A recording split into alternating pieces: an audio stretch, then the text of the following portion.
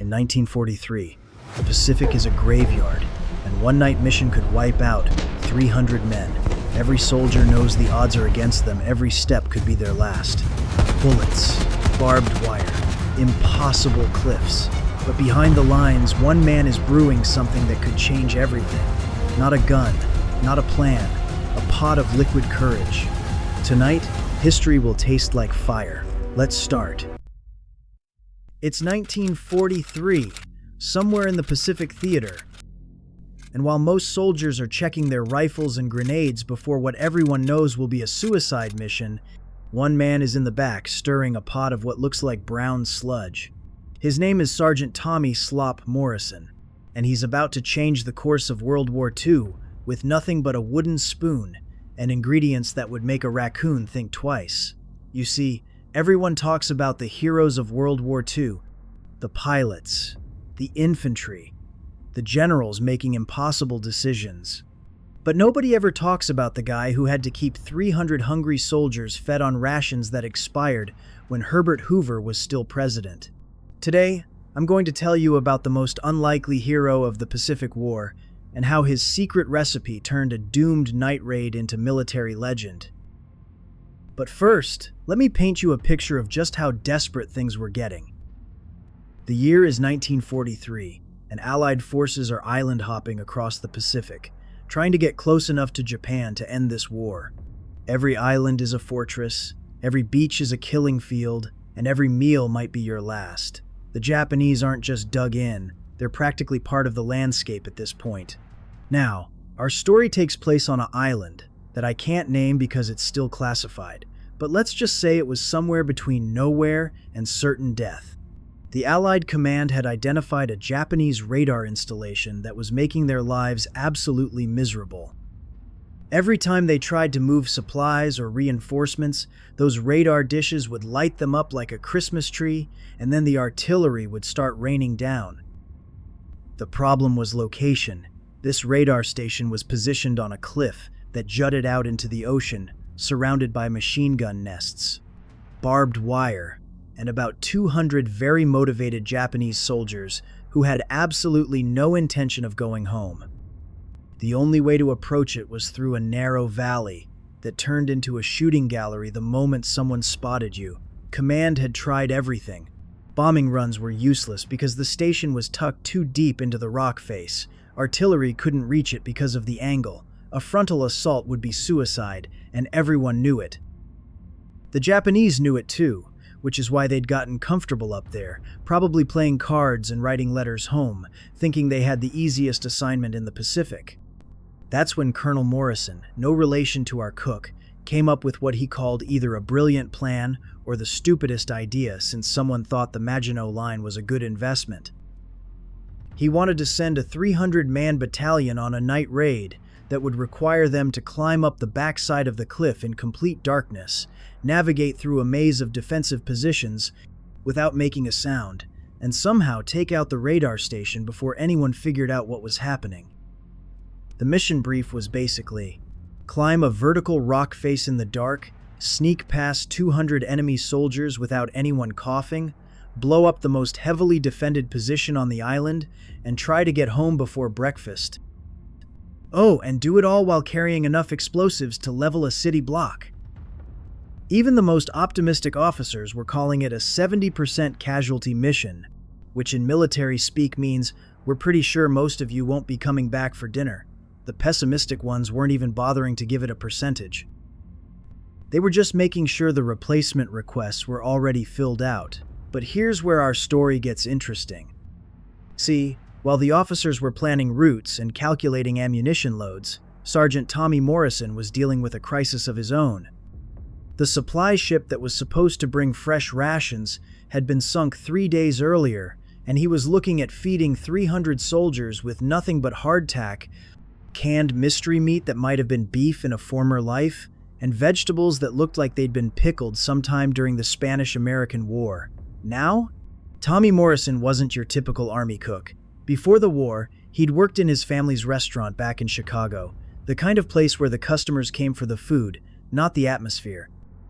He understood that good food wasn't just about nutrition, it was about morale.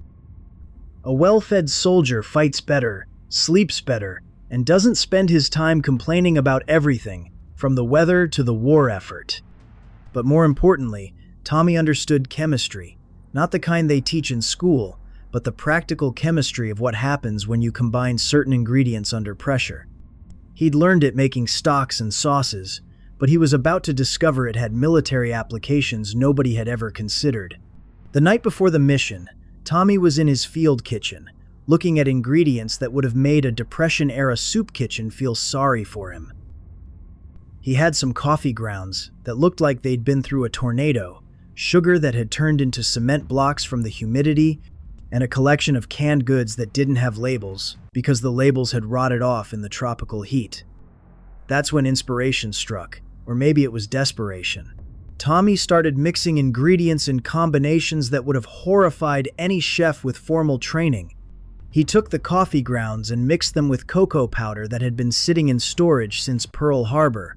He added sugar, but not just any sugar. He added the kind of raw, unprocessed sugar that packed more energy per spoonful than most people consume in a day. Then came the secret ingredient, and this is where Tommy's restaurant experience really paid off. He had a stash of chili peppers that he'd been saving for special occasions. Not just any peppers, but the kind that made grown men weep and question their life choices. He ground these up and mixed them into his concoction, creating what he later described as liquid courage in a cup. But Tommy wasn't done. He added ginseng extract that the medics used for treating exhaustion, guarana powder that had somehow made its way from South America to his kitchen, and a healthy dose of what the supply manifest listed as medicinal alcohol, but what everyone knew was basically moonshine that could strip paint. The result was a thick, dark liquid that looked like motor oil and smelled like the inside of a volcano. Tommy called it his go juice, but the soldiers who tried it had other names for it, most of which aren't suitable for polite company. The first test subject was Private Jenkins, a kid from Iowa who volunteered because he figured anything had to be better than the regular coffee. He took one sip, and his eyes went so wide you could see them from the next island. Then he started vibrating, not shaking, but actually vibrating like a tuning fork that had been struck by lightning. But here's the thing. Jenkins also reported that he felt like he could carry a piano up a mountain while solving calculus problems in his head. The fatigue that had been dragging him down for weeks was gone. His reflexes were sharp, his thinking was clear, and he had the kind of focused energy that made him want to take on the entire Japanese army single-handed. Word spread through the camp faster than a rumor about getting shipped home. Soldiers started lining up at Tommy's kitchen, not for regular chow, but for a taste of this mysterious brew that was turning exhausted infantry into human dynamos. Tommy rationed it carefully, giving each volunteer just enough to test the effects without causing what the medics politely called cardiac events. The results were remarkable. Soldiers who had been dragging themselves through daily drills were suddenly moving with precision and purpose. Night vision improved, reaction times decreased, and most importantly, the kind of nervous energy that usually made soldiers jumpy and trigger-happy was replaced by a calm, focused intensity. Colonel Morrison heard about Tommy's experiment and decided to visit the kitchen personally. He found Tommy stirring a massive pot of the dark liquid while soldiers lined up like they were waiting for communion. The colonel took one look at the operation and asked the question that would change military history.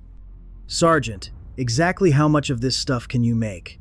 Tommy did some quick calculations in his head, factoring in available ingredients and the size of his field kitchen equipment. "Sir, I can make enough for every man going on the night raid to have 2 servings. One before they start the climb, one when they reach the top." The colonel nodded slowly, understanding that he was looking at either the solution to his impossible mission or the most expensive way to poison 300 of his own soldiers. He asked Tommy to prepare a single serving and watched as the cook mixed the ingredients with the precision of a chemist and the confidence of someone who knew exactly what he was doing. The colonel took a sip, and for a moment, Tommy thought his military career was about to end with a court-martial. The colonel's face went through about 7 different expressions, none of them particularly encouraging. Then, slowly, A smile spread across his face. "Sergeant, I want you to make enough of this stuff to fuel an army, and I want you to keep the recipe to yourself until further notice." That night, as 300 soldiers prepared for what everyone expected to be a one-way mission, Tommy Morrison worked through the darkness, brewing batch after batch of his secret formula. He scaled up his recipe, adjusting for the larger quantities while maintaining the precise balance of ingredients that made the difference between enhanced performance and a medical emergency. The soldiers gathered in the pre-dawn darkness, faces painted black, equipment checked and double-checked. They moved through the jungle like shadows, every step calculated, every breath controlled. But there was something different about this unit, something that the Japanese sentries couldn't quite identify but definitely noticed. Usually, a force this size moving through dense jungle would create a symphony of small sounds, equipment rattling, branches snapping, the inevitable stumble or muffled curse. But Tommy's enhanced soldiers moved with an unnatural silence and precision. Their enhanced reflexes and heightened awareness allowed them to navigate obstacles that should have been impossible in the darkness. The climb up the backside of the cliff was supposed to take 4 hours. It took 2.5. Soldiers who should have been exhausted after scaling vertical rock faces were instead moving with the kind of controlled energy usually reserved for much smaller, specialized units. The secret wasn't just the physical enhancement from Tommy's brew, it was the mental clarity that came with it. When they reached the top, the soldiers consumed their second serving of Tommy's formula, and that's when the real magic happened. The combination of sustained energy from the first dose and the fresh boost from the second created what Tommy later described as 30 minutes of absolute perfection. What happened next became the stuff of military legend. 300 soldiers moved through a heavily defended position like they were following a choreographed dance routine. Machine gun nests were neutralized before the operators knew they were under attack. Sentries were eliminated so quietly that their replacements didn't realize anything was wrong until it was far too late. The radar installation, which had been considered impregnable, was reduced to scrap metal in under 20 minutes. The explosive charges were placed with surgical precision, and the detonation was timed to create maximum destruction while minimizing the risk to the attacking force. But the most remarkable part wasn't the mission's success, it was what happened during the extraction.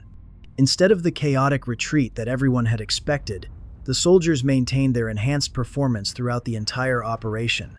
They moved down the cliff face with the same precision they'd used going up, regrouped with military efficiency, and made it back to their base with only minor casualties from the inevitable Japanese counterattack.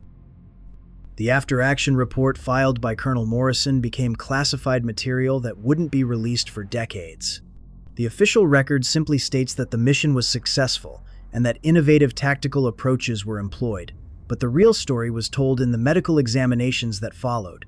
Every soldier who participated in the raid tested negative for any harmful substances, but their performance metrics were off the charts. Reaction times, cognitive function, physical endurance, and stress management all showed improvements that lasted for several days after the mission. The medics couldn't explain it, but they definitely wanted to understand it. Tommy Morrison found himself promoted to staff sergeant and assigned to a special projects unit that officially didn't exist. His recipe became classified at the highest levels, and he spent the remainder of the war developing variations of his original formula for different types of missions and operational requirements. The success of the night raid had implications that went far beyond one destroyed radar station. Intelligence reports indicated that Japanese forces throughout the Pacific had become significantly more cautious about nighttime operations, apparently convinced that Allied forces had developed some kind of superhuman capabilities. This psychological advantage proved to be almost as valuable as the tactical success of the mission itself. When enemy forces believe they're facing opponents with capabilities beyond normal human limits, it affects their decision-making, their willingness to engage, and their overall effectiveness in combat situations. After the war, Tommy Morrison returned to Chicago and reopened his family's restaurant.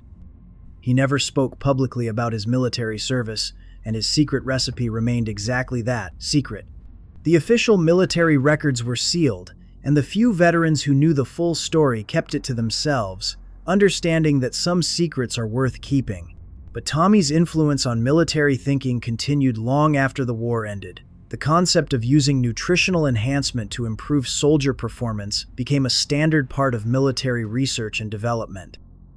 Special forces units around the world began experimenting with combinations of natural stimulants, energy enhancers, and performance boosters that could provide temporary advantages in critical situations.